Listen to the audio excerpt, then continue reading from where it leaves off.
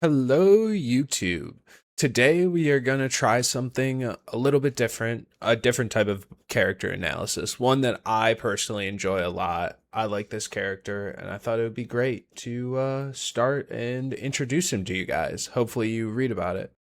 Act 1, Somatic Deception, the Marble Doll Physique. Look at him. If you didn't know the horror of a dream realm, you might look at his face and see a victim. A delicate porcelain doll, facial structure, fine features, and almost fragile vulnerability. But pan down, look at the torso. The novel describes it perfectly. Chiseled from marble by an enamored sculptor. His muscles don't look like a body's build or bulk. They resemble the taut steel wired cables packed so densely that they contain not a single gram of wasted fat. This is Sunless, colloquially known as Sunny, and his entire physical form is his first and perhaps most lethal line of defense.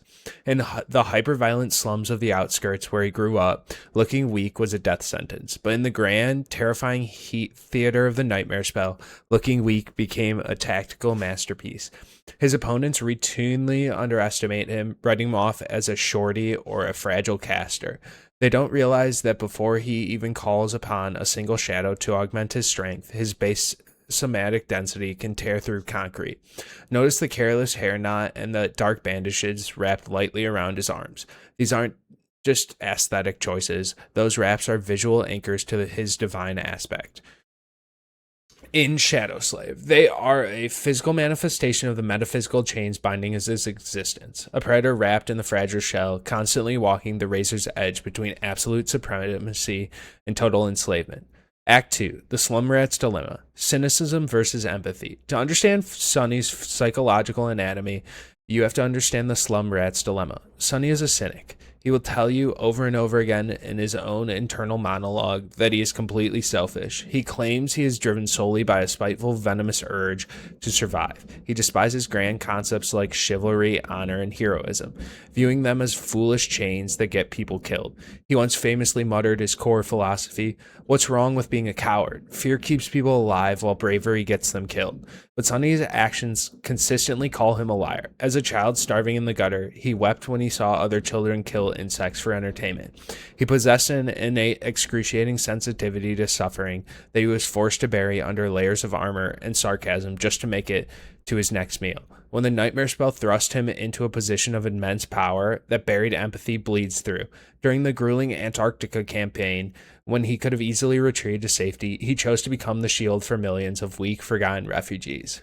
He didn't do it for military medals or the praise of the clan legacies.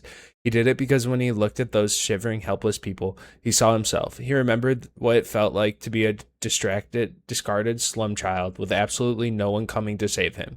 He became the savior he never had.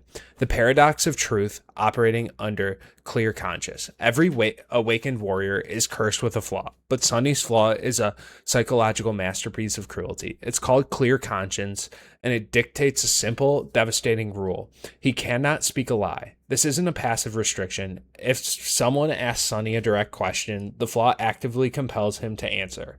If he tries to clamp his jaw shut and remain silent, a catastrophic suffocating pressure builds in his chest, escalating into an agonizing, piercing physical pain until his lips forced out the words.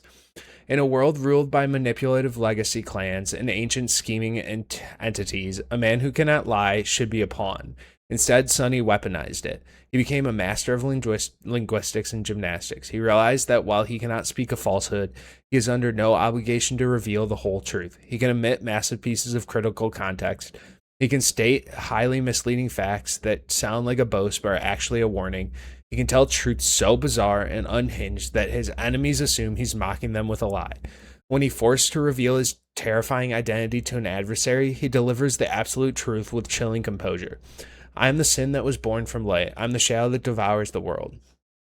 Because his flaw requires factual compliance based on his own beliefs, his conviction bypasses their lie detecting abilities entirely. Leaving his opponents entirely disoriented, he turns his chains into a cloak of absolute deception. Act 4, The Forbidden Weave, Weaver's Cursed Inheritance. Sonny's progression defies the traditional shortcuts of fantasy protagonists. His body is a crime scene of divine and demonic engineering. While his native aspect aligns with the dead shadow god, his physical and spiritual anatomy is being systematically rewritten by the forbidden lineage of the Weaver, the daemon of fate. This is a cursed, ancient inheritance derived from the forgotten god, an existential transgression against the world's established order. Step by step, weave by weave, Sonny is being turned into something entirely non-human. The anatomy of the daemon. The blood weave, stolen from the spawn of the vile thieving bird, it altered his blood with such terrifying tenacity that it is practically impossible for him to bleed to death, consuming his native shadow god lineage to prioritize Weaver's design. You have the bone weave.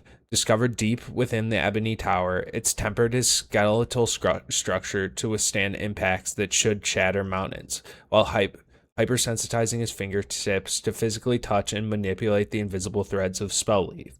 Then there's the soul weave. Recovered near the grave of oblivion, it fortifies his soul's structural integrity so profoundly that even if his shadow cores are utterly shattered, his soul will self-restore as long as a single spark survives.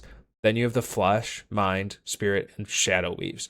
The final phases of his supreme progression, they accelerate his cell regeneration to a godlike degree, grant him absolute immunity to mental manipulation, and allow him to split his consciousness into 1,000 parallel cognitive streams without losing his sanity. Then you have the shadow weave, which he's going to try and get from the shadow world. Sonny is literally showing himself together with the threads of reality, preparing his body to endure a war against fate itself.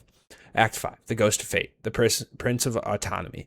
This brings us to the tragic climax of Sunless's journey so far, the cost of absolute freedom. Sonny's innate ability, Shadowbond, carries a terrifying caveat. If anyone learns his true name, Lost from Light, and speaks it aloud, Sonny is instantly and irrevocably enslaved to their absolute will. But it's only the first person that speaks it. To protect his life during the catastrophic events of Forgotten Shore, Nephis used his true name, becoming his master, given from Cassie. Though she never used the bond maliciously, Sonny realizes a heartbreaking truth. A genuine relationship of equals is impossible when one person holds the metaphysical collar to the other's soul. To shatter that collar, Sonny did the unthinkable. He sought out the Thief of Fate, cut his own thread from the grand tapestry of destiny, and acquired the attribute Fateless. He got exactly what he wanted. The bond was broken. He was completely, entirely free. But the price was devastating. By stepping outside of fate, his entire existence was completely erased from the causality of the universe. The memories of everyone who ever loved him, fought beside him, or hated him were instantly wiped clean. His comrades looked at him and see a stranger. Nephis, the woman whose light resonated perfectly with his shadow, looks into his eyes and remembers absolutely nothing of their shared traumas and triumphs. Even his beloved sister, Rain, whose true name, A Promise of a Distant Sky, marks her as a beacon of humanity's future, has no idea he is her brother. He is forced to watch over her from the darkness, accepted only as a mysterious, nameless tutor. Without a true name to anchor his identity, every time Sonny uses his shadow dance to mimic foreign forms, he risks his soul dissolving into nothingness. He is a man who traded his entire identity for his autonomy. He stands in the high readiness combat stance seen in our illustration, a lethal chiseled marble doll, weapon in hand, silhouetted against a chaotic storm of black and white. He is a ghost walking a world that forgot him, defined entirely by his choice to endure. As Sonny summarizes himself, the bitter majesty of his existence, I feel like Odysseus too sometimes, lost in a distant land, only unlike him, I don't have a home to want to return to. I have nothing to strive for apart from saving my skin, keeping my friends alive, and maybe living a little bit better than a wild beast.